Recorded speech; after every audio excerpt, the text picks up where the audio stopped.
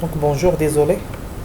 Donc comme j'ai déjà dit, on va cliquer sur moteur, puis sur composants existants. Par la suite, je vais chercher le dossier dans lequel tous mes composants sont enregistrés. Donc je crois que le dossier dans le bureau moteur. Donc voilà les pièces. Ok. Donc je vais importer trois pièces Carter 1 et 2 et 3. Je vais commencer par assembler ces trois pièces.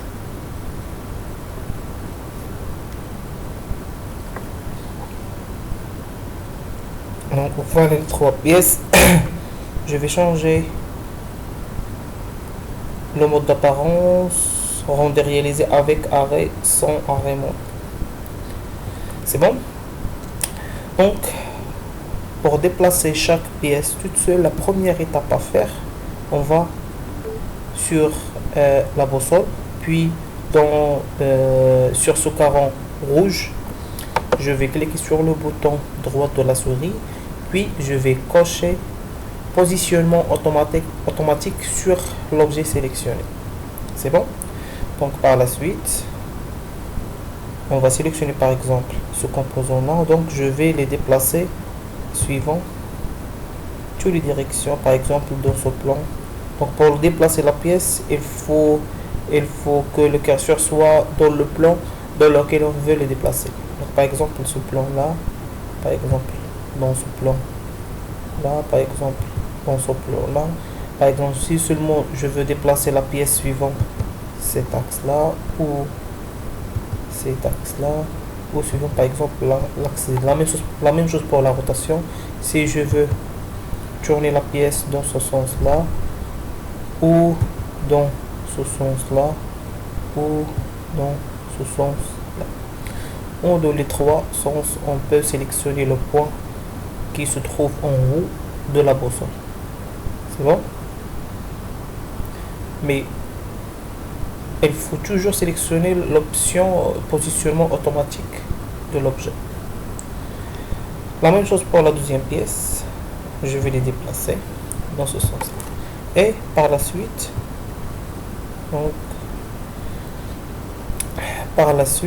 on va assembler notre système. Donc, premièrement, je vais assembler cette pièce avec le carter.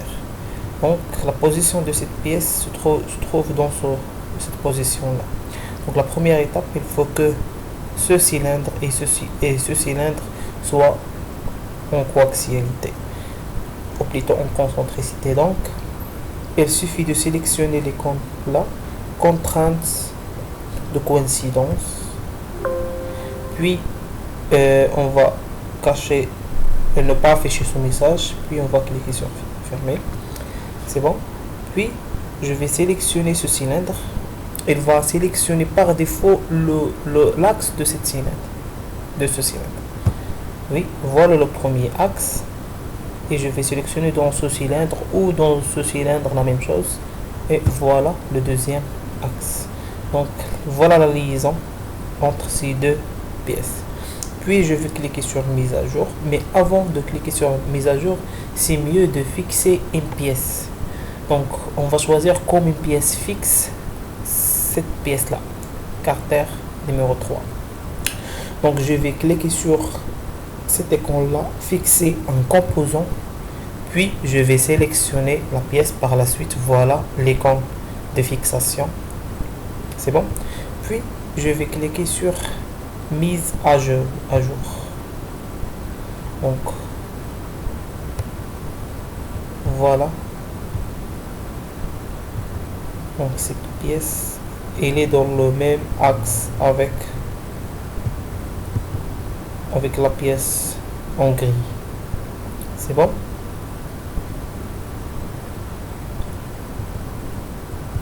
Maintenant, la deuxième liaison, qui est toujours entre ces deux pièces, est de coïncider ce plan là avec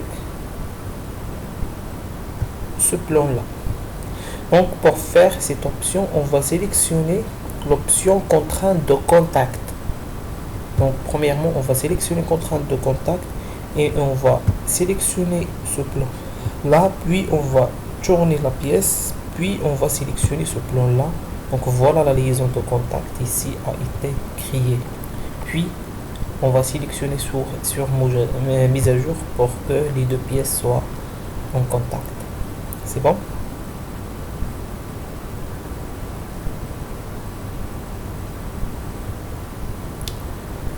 Maintenant, je vais assembler cette pièce là, mais avant d'assembler, on va mettre par exemple le vide, cette vide là, pour bien positionner cette pièce avant de les assembler, pour éviter tout chevauchement des pièces.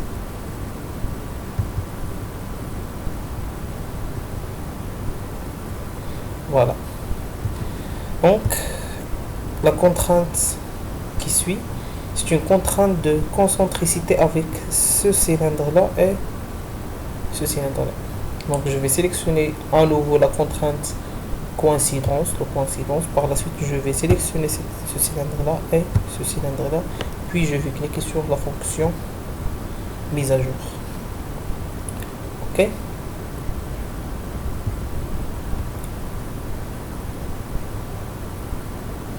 Aussi, pour que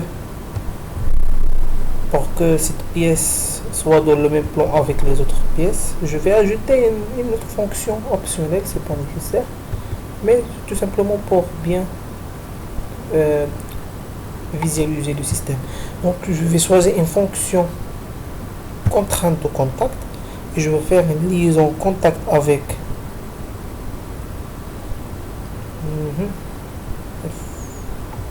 donc on peut pas sélectionner le plan. Je vais sélectionner la liaison parallèle, complétant angle. Donc l'angle entre ce plan là et ce plan là soit égal à 0. Je vais cliquer sur la fonction, je vais les changer à par exemple 108 degrés. Tout simplement, c'est tout pour que le système soit, c'est bon. On voit que maintenant toutes les pièces sont dans le même plan. D'accord? Ok. Donc avant d'assembler cette pièce avec cette pièce, je vais importer une autre pièce qui est le wheel broken. Donc toujours on va cliquer sur moteur, puis on va cliquer sur composant existant et je vais appeler le wheel block. Donc voilà le wheel block. Donc je vais le déplacer ici, puis on va les tourner dans ce sens là. C'est bon. Donc comme les autres pièces, on va créer une liaison contrainte de coïncidence avec cette pièce là et cette pièce là, puis on va cliquer sur OK. C'est bon. Je vais déplacer cette pièce jusqu'à cette position. Par la suite, on va cacher tous ces plans, ces contraintes pour que le système soit bien au pléton lisible.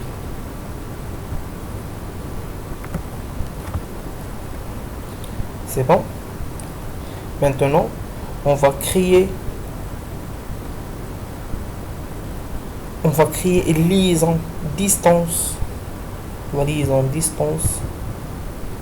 Entre. Je vais agrandir le système pour visualiser. Donc je vais créer une liaison distance, contrainte de distance. Donc cette contrainte nous a permis de créer des distances entre des plans. Donc je vais sélectionner la fonction contrainte distance, puis je vais sélectionner le premier plan.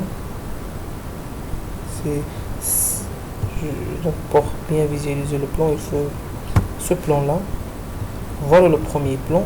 Donc je vais créer une liaison distance entre ce plan là et ce plan là, et la distance entre ces deux plans égale à 0 pour que les deux plans soient le même niveau, puis je vais